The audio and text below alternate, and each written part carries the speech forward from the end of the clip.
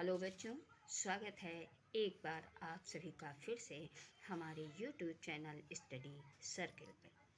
जैसा कि आप लोग जानते हैं कि मैंने कक्षा 10 यूपी बोर्ड हिंदी गद्य में आपको भारतीय संस्कृत नामक पाठ को पढ़ाया था और उसका व्याख्या और समरी आपको समझाई थी।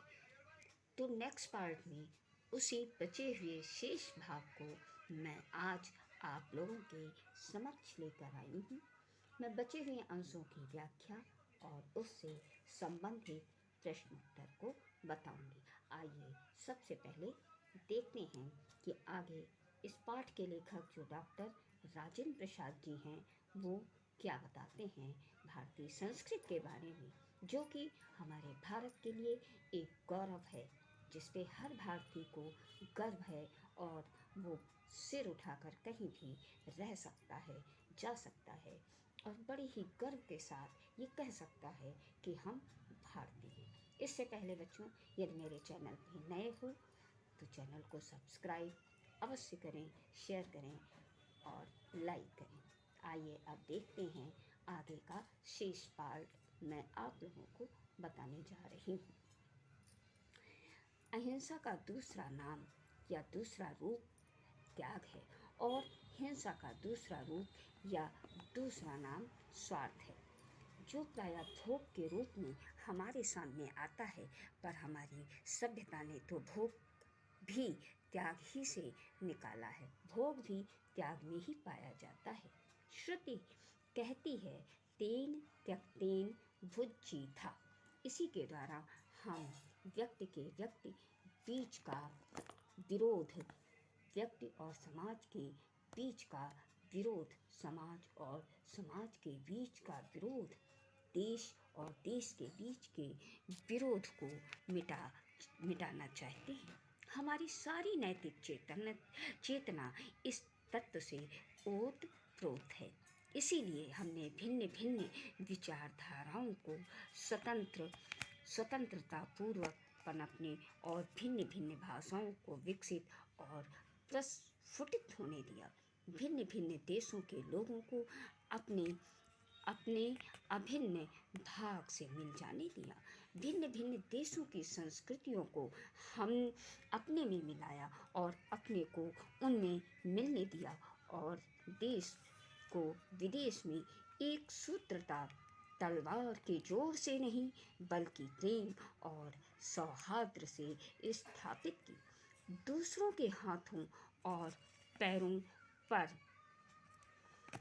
पर और संपत्ति पर जबरदस्ती कब्जा नहीं किया, उनके हृदयों को जीता और इसी वजह से प्रभुत्व, जो चरित्र और चेतना प्रभुत्व है, आज भी और चेतना का प्रभुत्व है, आज भी बहुत अंशों में कायम है। जब हम स्वयं उस चेतना को बहुत अंशों में भूल गए और भूलते जा रहे हैं। अब मैं आपको बताती हूँ कि इस गद्यांश में डॉक्टर राजेंद्र प्रसाद जी क्या कहना चाहते हैं और इसको आपको कैसे करना होगा। देखिए, जो हमारे रेखांकित अंश आएंगे बच्चों, तो उसमें सबसे पहले पूछा जाता है प्रस्तुत गद्यांश का संदर्भ लिखिए। तो आपको उस संदर्भ में जिस पाठ से लिया गया है और उसके जो लेखक है उसको लिखना होगा। दूसरा प्रश्न उससे बनता है कि रेखांकित अंश की व्याख्या कीजिए। तो वो जो गद्य होगा उसके नीचे अंडरलाइन होगा, मतलब लाइन खिंची होगी, उन्हीं भागों की आपको व्याख्या करनी होगी। और तीन प्रश्न आते हैं छोटे छोटे, 2-2 नंबर की। तीसरा जो प्रश्न आता है किसी भी प्रकार का हो सकता है कि जो आपने अभी गद्य में पढ़ा कि विभिन्न प्रकार के विरोध क्या हैं, इन्हें किस प्रकार समाप्त किया जा सकता है, या भोग और त्याग से क्या तात्पर्य है, या सभ्यता से क्या तात्पर्य है, या समाज और समाज के बीच का विरोध क्या, इस तरीके से कोई भी प्रश्न बन सकता है। तो आइए इस भाग की हम व्याख्या देखते हैं। तो देखिए, सबसे पहले डॉक्टर राजेंद्र प्रसाद जी समझाना चाहते हैं कि भारतीय संस्कृति में नैतिक मान्यताओं का विशेष महत्व होता है। भारतीय संस्कृति में स्वीकृत अधिकांश नैतिक मान्यताएं भी अहिंसा के तत्व पर ही आधारित हैं। अहिंसा का दूसरा नाम ही त्याग है। इस प्रकार हिंसा का दूसरा नाम स्वार्थ है। हिंसा का रूप पदार्थों के भोग के रूप में हमारे सामने आता है। मनुष्य स्वार्थ के कारण जब पदार्थों का अकेले ही उपभोग करता है तभी हिंसा का जन्म होता है।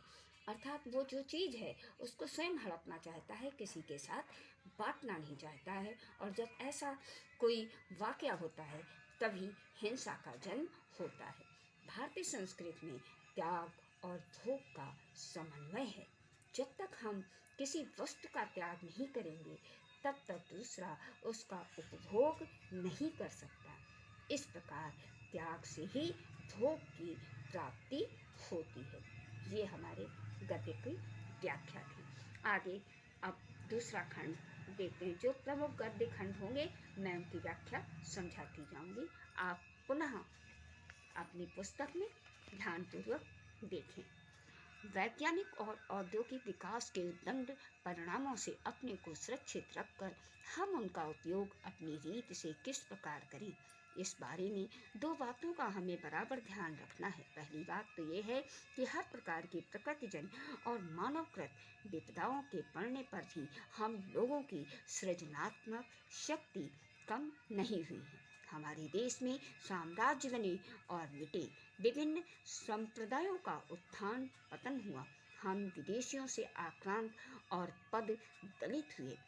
हम पर प्रकृति और मानवों ने अनेक बार मुसीबतों के पहाड़ ढा दिए, पर फिर भी हम लोग बने रहे, हमारी संस्कृति भी बनी रही और हमारा जीवन एवं सृजनात्मक शक्ति बनी रही, और हम अपने दुर्दिनों में भी ऐसे मनुष्यों और कर्मयोगियों को पैदा कर सके जो संसार के इतिहास के किसी युग में अत्यंत उच्च आसन के अधिकारी नहीं होते। अपनी दास्ता के दिनों में हमने गांधी जैसे कर्मठ धर्मनिष्ठ क्रांतिकारी को, रविंद्र जैसे मनीषी कवि को और अरविंद तथा रमण महर्षि जैसे योगियों को पैदा किया, और उन्हीं दिनों में हमने ऐसे अनेक उद्भट विद्वान और वैज्ञानिक पैदा किए जिनका सिक्का संसार मानता है।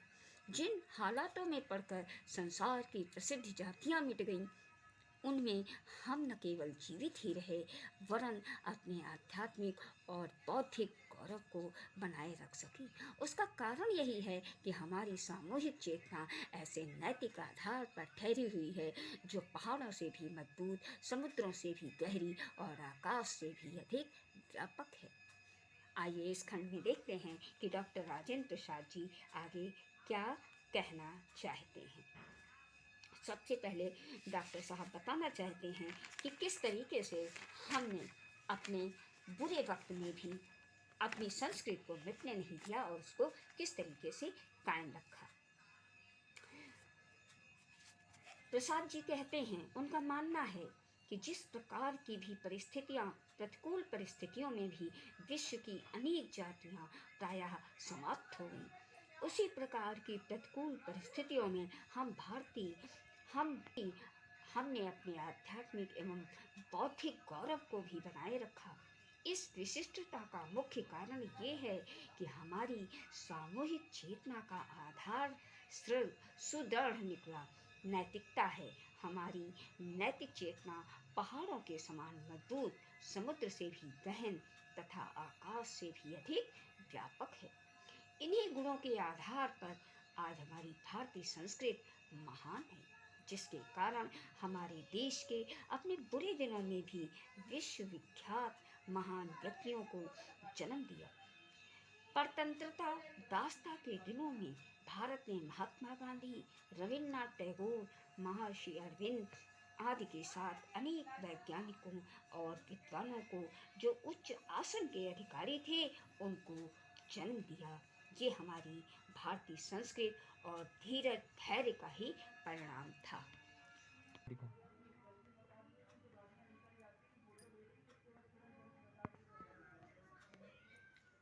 आइए अब आगे के गद्य खंड को देखते हैं, जो बाकी के गद्य खंडों से भी कम इम्पोर्टेंट। आइए आगे अपनी पुस्तक में देखें बच्चे कि आगे न देखने जाए, फिर बंद कर दी। आज विज्ञान मनुष्य के हाथों में अद्भुत और अतुल शक्ति दे रहा है। इसका उपयोग एक व्यक्ति समूह के उत्कर्ष, दूसरे व्यक्ति और समूह के गिराने में करता है।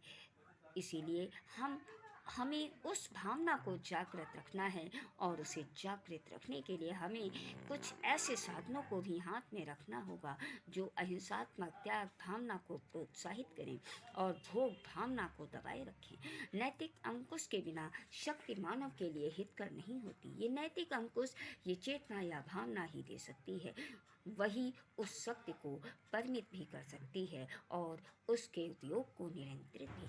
वर्तमान युग में भारतीय संस्कृति के समन्वय के प्रश्न के अतिरिक्त ये बात भी विचारणीय है कि भारत की प्रत्येक प्रादेशिक भाषा की सुंदर और आनंदप्रद कृतियों का स्वाद भारत के अन्य प्रदेशों के लोगों को कैसे चखाया जाए। मैं समझता हूँ कि इस बारे में दो बातें विचारणीय हैं। क्या इस संबंध में ये उचित नहीं होगा कि प्रत्येक भाषा की साहित्यिक संस्थाएं इस भाषा की कृतियों को संकलित अर्थात देवनागरी में भी छपवाने का आयोजन करें। मुझे विश्वास है कि कम से कम जहाँ तक उत्तर की भाषाओं का संबंध है, यदि वे अपनी कृतियों को देवनागरी में छपवाने लगें तो उनका स्वाद लगभग सारे उत्तर भारत में लोग आसानी से ले सकेंगे, क्योंकि इन सब भाषाओं में इतना साम्य है कि एक भाषा का अच्छा ज्ञाता दूसरी भाषाओं की कृतियों को स्वल्प परिश्रम से समझा जाए।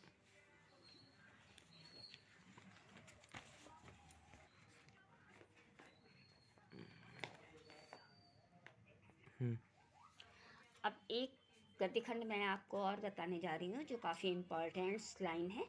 आप ज़रा उस पर गौर से ध्यान दें और उसको अपने अच्छे ढंग से उसको सुने, समझें, ताकि उसको समझकर परीक्षा में यदि आए तो उसको कर सकें। ये काफ़ी ही महत्वपूर्ण है। यदि पृथ्वी पर स्वर्ग कहीं है तो यहाँ ही है, यहाँ ही है, यहाँ ही है। यह स्वप्न तभी सत्य होगा और पृथ्वी पर स्वर्ग तो तभी स्थापित होगा जब अहिंसा, सत्य और सेवा का आदर्श सारे भूमंडल में मानव जीवन का मुख्य आधार और प्रधान प्रेरक शक्ति हो जाएगा। अब देखिए डॉक्टर राजेंद्र प्रसाद अपने अंतिम शब्दों में, मतलब जब चैप्टर ख़त्म कर रहे हैं तो क्या कहना चाहते हैं। डॉक्टर राजेंद्र प्रसाद जी कहते हैं कि भारत की सुंदर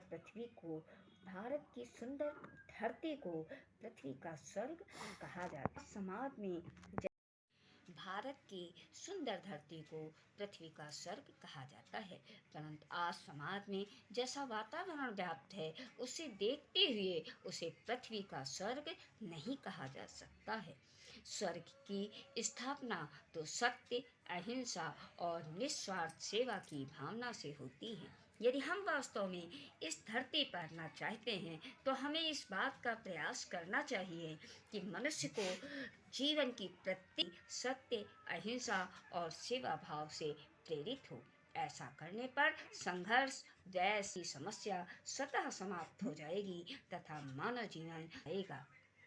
इन्हीं बातों के साथ मैं अपने समाप्त करती हूँ। अब मैं अपने इस पाठ को समाप्त करती हूँ। आशा है आप लोगों को समझ में आया होगा, और इससे जो भी संबंधित क्वेश्चन आंसर हैं वो आप लोग तैयार करें। चैनल को सब्सक्राइब करें, शेयर करें और लाइक करें। नेक्स्ट चैप्टर को मैं जल्द ही आप लोगों के समक्ष लेकर आऊँगी। आशा है आपको वीडियो पसंद आया होगा। नमस्कार बच्चों।